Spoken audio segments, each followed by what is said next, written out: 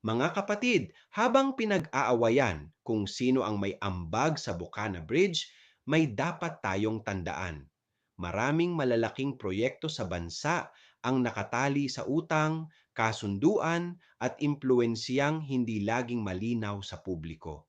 Kung sino man ang nagpasimula at sino man ang nagpasikat, bitbit pa rin ng bayan ang tunay na kapalit. Interes, obligasyon at minsan ay politikang may hinihinging pabor.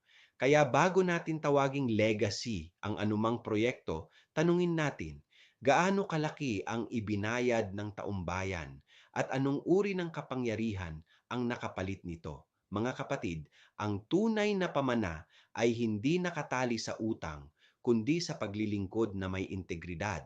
Ako si Padre Jesse Galilea, may pusong Pinoy, kasama mo sa pananalig at pakikibakang panlipunan.